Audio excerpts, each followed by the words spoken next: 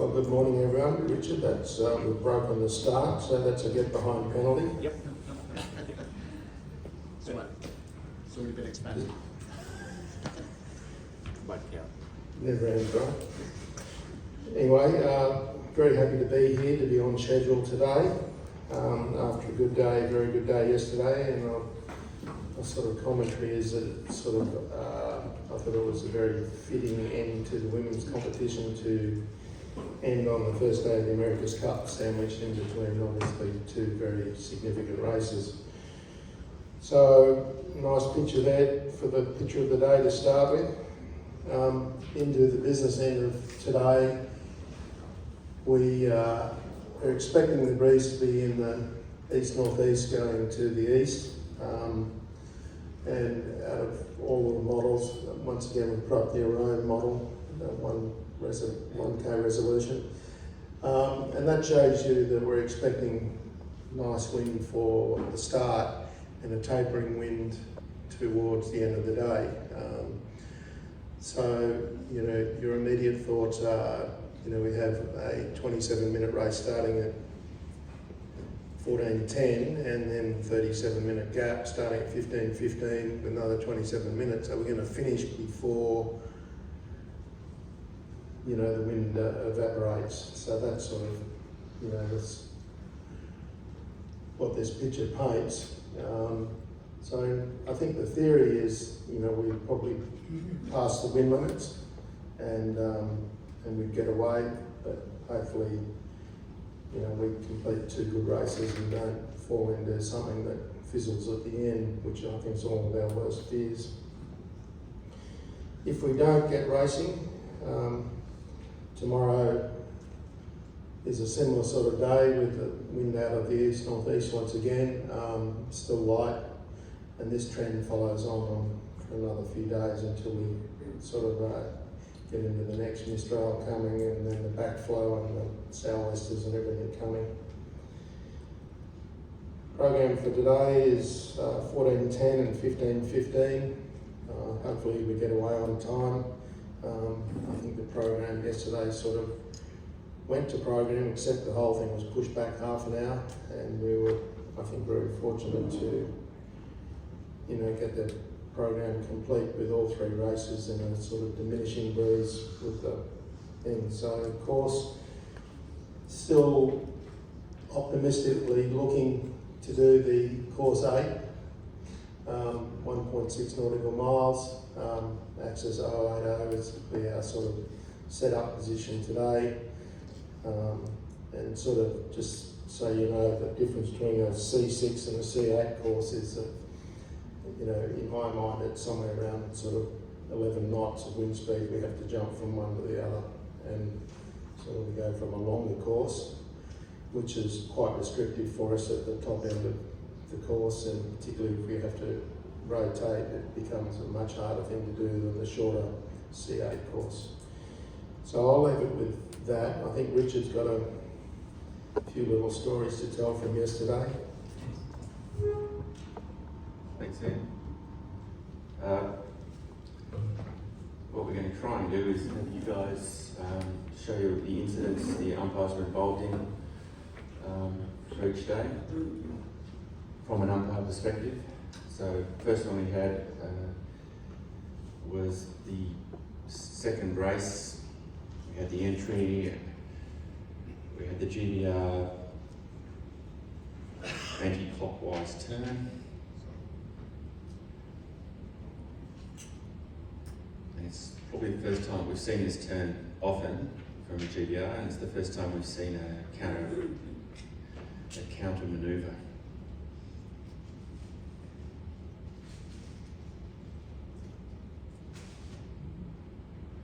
Very nice circle. Yeah. And I'll keep going. So from our point of view, GBR were crossing. Protest was signalled and answered. So nothing taxing from our umpire perspective, we hope. We haven't heard anything wrong, so we're going to assume we'll let the sleeping dogs lie. In the second race we had upwind, we had a effectively a dial down, well, as much as they're allowed to go down. So, and a protest by GBR in this one. So New Zealand is the right-of-way boat, do come down, but they came down with enough time that the British did not have to immediately do something to keep clear. The British protested, and that was again greened as no incident. Richard, can I ask about that? Yep.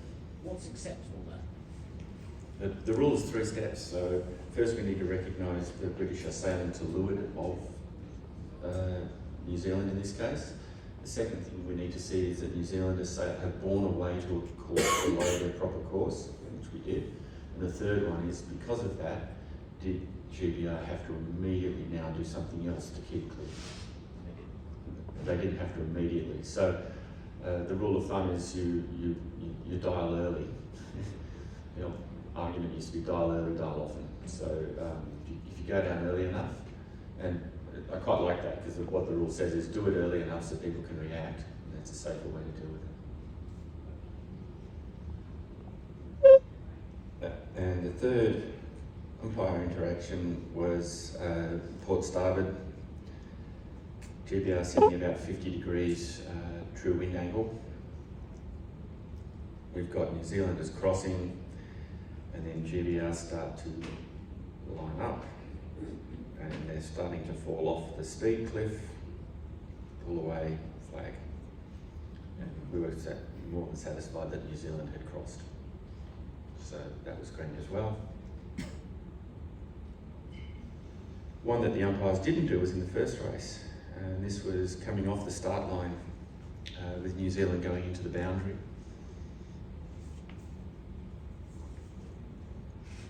Remember the two lines? The outside one is 2 metres outside of the platform boundary, the keep clear line, and they go into attack.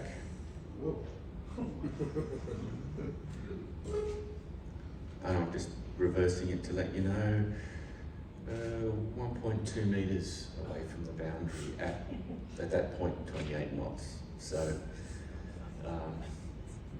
let's call that really good sailing. Knowing where your boat is. That's all I've got. All right, any questions? You're very reliable, Tom. That's because I don't know anything. So the afternoon, with the tapering, with that second race, are you suggesting that a potential scenario is the race might start, but then there might be difficult decisions to be made about it? Well, there's always difficult decisions, but look, I think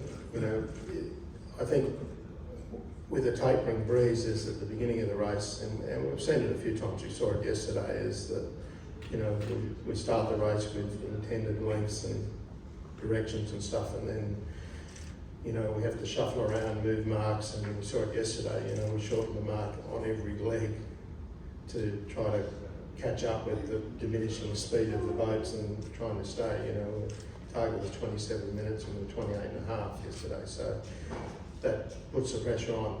I think what we've seen yesterday is that these boats can foil in 6 knots or less.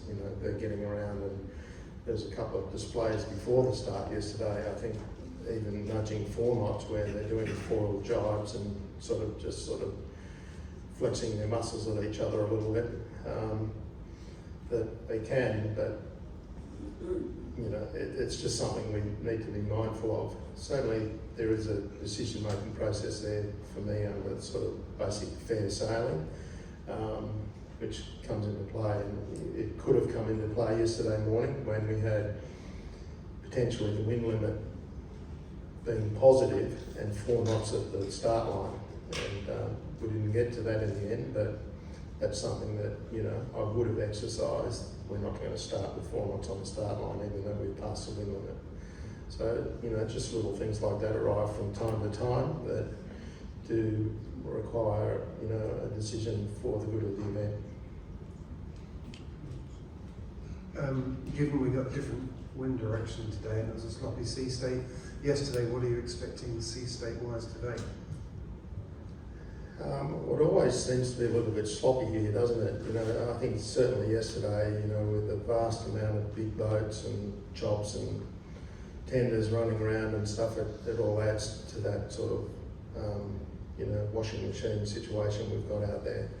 But none of it seemed to be, you know, really too much of a problem for the boats, and the fact that, you know, the boats pretty much were sailing up from their stationary position is a good sort of indicator as to, you know, how the sea state is, I think, and can they get going fast enough, get to that 17 knots to get on the foils by themselves.